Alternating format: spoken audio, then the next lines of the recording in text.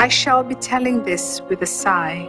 Somewhere ages and ages hence, two roads diverged in a wood, and I took the one less traveled by, and that has made all the difference. I took a decision.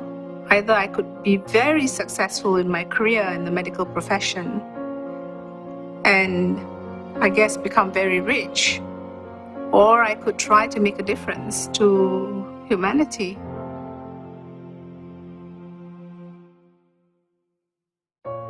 I was watching television with my son, and I kept saying, well, I wanted to help in this disaster in North Korea and Bosnia and everything, and I never went. And I was actually sitting with him, and he was 5 years old, watching the news, and he just looked at me very innocently at 5, saying, "But you're a doctor, why aren't you helping them?" And that really, I said, he's absolutely right. This is something I've always wanted to do, and there's no excuse now for me. JEMILAH was an emerging figure in the humanitarian world. Having founded Mercy Malaysia, which turned out to be one of the most interesting non-governmental organizations, representing something that one really hadn't thought and understood sufficiently, and that is, how do NGOs outside the Western-dominated sector really cope? What can they do? What can they offer? And I certainly think that JEMILAH gave all of us a very clear insight into what that could be.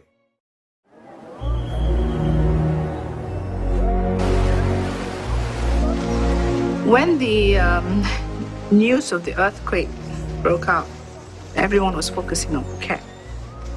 We called our emergency operations meeting. We sat down and I said, there's no news coming from Aceh, and the epicenter is just off the coast. I bet you everything's knocked out, so why don't we make our way there and then send another team to Sri Lanka? So that's what happened. We just emptied our warehouses and really bit the bullet, because it was a time that we didn't really have that much funds. When I arrived in Aceh and in the hospital itself, I think there's so many dead bodies, and I can see that people are trying to ask for help. I'll straight call Dr. JEMILAH, and I mentioned to her that this is actually the worst ever mission that I have ever been. And I don't know what to do. When I arrived in Aceh, I was a little bit shell-shocked, to be honest, because it was as though this huge bomb had dropped on Aceh and everything was completely wiped out. And I had never seen boats on buildings and, bodies everywhere, still, fresh, and some were decomposing, and people running around trying to look for loved ones, and it was just so surreal. And, I'm still haunted by some, memories. Like, there was a child that was, my son's age, who collapsed and came in, and he had, just mud and debris in his lungs, just calling out for his mother.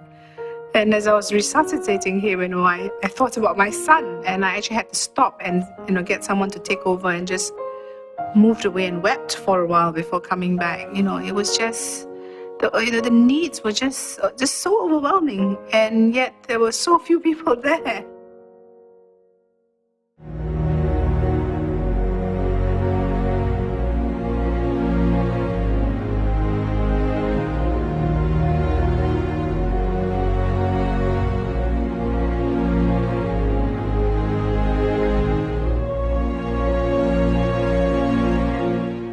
People didn't have, a mental picture of what Muslim women could do. And here was Dr. JEMILAH, who was up there. She was very smart. She knew what she wanted to do. She collaborated well, and she worked well with everybody, irrespective of their race or their religion. She found me in Aceh. She believed that I have this potential to do more for my society, and she felt the need to mentor me. She believed in young people, and she wants to nurture them. And because she believed that if she could help me, maybe through me, I can actually help others more. And that's actually Dr. JEMILAH. It's very important to JEMILAH that the local people become part of helping each other. And so she works a lot with volunteers. It's very important to her to empower volunteers, to train them, to use them in the work. She's also very pragmatic in developing local solutions that are creative and not necessarily just providing aid, but provide empowerment to help people help themselves. We work with local masons, with the government agencies, with international organizations, with business sector, trying to tell them that, we need to think now that we're not going to rebuild risk. And that has been my mantra for the longest time, that it's not just about going in to give assistance, it's about making sure we leave communities stronger than they are, and that we need to build resilience. Dr. JEMILAH stepped down as president of Mercy Malaysia after 10 years in 2009. She joined the UN for 2 years. She's now a visiting senior fellow at King's College, a senior fellow at Khazanah, Malaysia. She also is an advisory on several boards, nationally and internationally. She's one of the warmest personalities I know.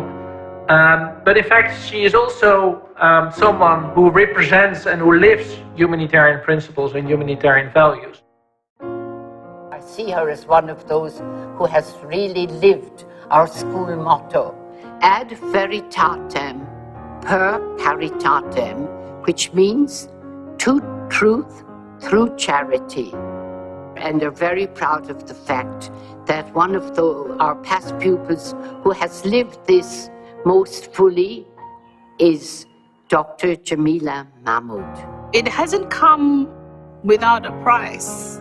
I know how many birthdays I've missed and Eid celebrations, and you miss the years sometimes that your kids grow up and suddenly like they're grown up in front of you, and I always say to them, I seek your forgiveness for that, but I hope you realize that you have to share me with the many million children that don't have a mother to look out for them.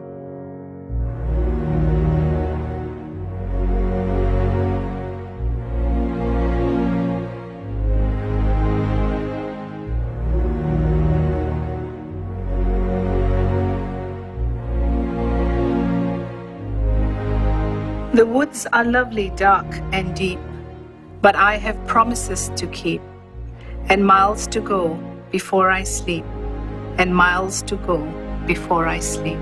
And that's how I feel right now.